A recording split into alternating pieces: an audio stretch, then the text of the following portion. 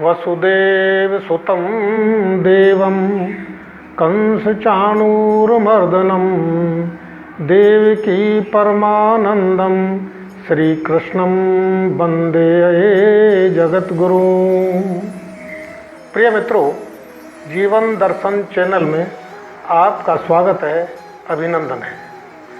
आज के वीडियो में हम आपको मानव जीवन की महत्ता, मानव जीवन की श्रेष्ठता और उत्कृष्टता के बारे में बताएंगे। मानव जीवन सर्वोत्तम योनि, मानव योनि सर्वोत्कृष्ट क्यों कहलाती है, इस संबंध में गोस्वामी तुलसीदास जी ने रामचरितमानस में उल्लेख किया है। उनकी दो चौपाइयों को हम यहाँ उद्धृत करते हैं। बड़े भाग मानुष तन पावा, बड़े भाग मानुष तन पावा, सुर दुर्लभ सद्ग्रंथन गावा, कबहु के करी करुणा नर देही, कबहु के करे करुणा नर देही, जीव चराचर जातक तेहि। गोस्वामी तुलसीदास जी की इन दो चौपाइयों में से सारभूत तीन प्रश्न उभर कर आते हैं। नंबर 1, मानव योनि दुर्लभ है और चूँकि हमें मानव योनि मिली है इसलिए हम सौभाग्यशाली हैं। दूसरा, देवता भी इस मानव योनि के लिए तरसते हैं और मनुष्य योनि पाने के लिए वो प्रार्थना और वंदना भी करते हैं। सद्ग्रंथ इस बात का प्रमाण करते हैं। तीसरा, इस संसार में, इस सृष्टि में, चराचर जीव जगत में प्रत्येक जीव मनुष्य योनि की याचना करता है और ये योनि मिलती है भगवान की अहेतु की कृपा से। अब प्रश्न ये आता है कि आखिर मानव योनि सर्वश्रेष्ठ, उत्कृष्ट और सर्वोत्तम क्यों मानी गई है। इस संबंध में इन्हीं प्रश्नों को व्याख्या करते हैं तो स्पष्ट होता है कि मनुष्य योनि या मानव योनि कर्म योनि है और समस्त योनियाँ भोग योनि है। भोग योनि वह होती है जिसमें जीव अपने संस्कारों को, अपने भाग्य को तथा अपने कर्मों का परिवर्तन और परिवर्धन नहीं कर सकता। मानव योनि एक ऐसी योनि है जिसमें मनुष्य अपने संस्कार को, अपने भाग्य को तथा अपने कर्मों का परिवर्तन, परिशोधन और परिष्कृत कर सकता है। इसलिए मानव योनि को शास्त्रों में और संतों ने सर्वश्रेष्ठ योनि बताया है। अब यह प्रश्न आता है कि सर्वश्रेष्ठ योनि है तो इसमें मनुष्य को कैसे सर्वश्रेष्ठ योनि प्रमाणित करनी पड़ती है।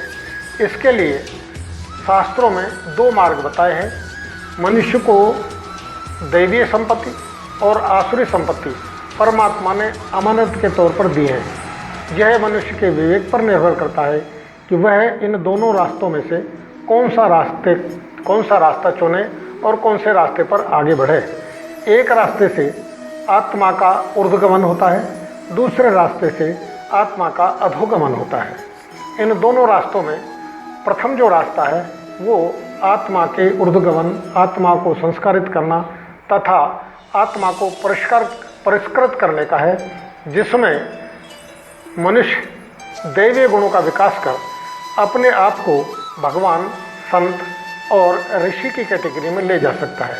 जैसे भगवान कृष्ण, भगवान राम, महावीर एवं बुद्ध अपने आप को इतना उत्कृष्ट कर पाए कि उन्होंने अपने आप को भगवान की कैटेगरी में रख दिया। इसके अलावा दूसरी कैटेगरी के संत जो हैं उनमें गुरु नानक, कबीर साहब, मीराबाई, सहजोबाई, कर्माबाई तथा पलटू खां आदि हैं।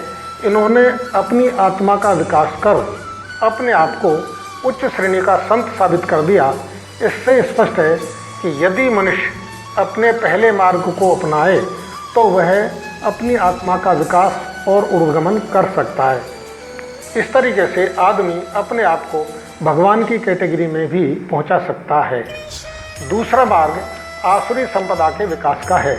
आसुरी संपदा के विकास में मनुष्य अपनी आत्मा का इतना पतन कर लेता है, इतना अधोगमन कर लेता है कि वह अपने आप को, अपने वंश को, अपने परिवार को सत्यानाश कर पतन के मार्ग पर पहुंच जाता है। जैसे कंस, दुर्योधन और रावण ने आसुरी संपदा का विकास कर वैभव तो प्राप्त कर लिया, लेकिन अपने वंश को नष्ट कर लिया।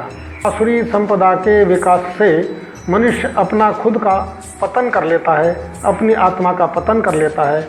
यदि आत्मा को मुक्त करना है तो देवी संपदा का विकास करे, और यदि आत्मा को बंधन में डालना है तो आसुरी संपदा का विकास करे। भगवान ने दोनों ही संपदा मुक्त हाथ से मनुष्य को दी है। इसमें मनुष्य के विवेक और विचार पर निर्भर करता है कि वह कौन से मार्ग को चुनता है। वैसे मनुष्य के अपने विवेक का काम है, लेकिन फिर भी इस विवेक को सुदृढ़ करने के लिए, विवेक को विश्वसनीय बनाने के लिए उसे शास्त्रों का अध्ययन करना पड़ेगा और सत्संग करना पड़ेगा। सत्संग, शास्त्रों के अध्ययन तथा मेरे स्वयं के अनुभव और मत के अनुसार मनुष्य को अपनी आत्मा के विकास के लिए, कर्म बंधन से मुक्ति के लिए उसे दैवीय गुणों का विकास का मार्ग ही अपनाना चाहिए। ओम श्री कृष्णाय वासुदेवाय नमः।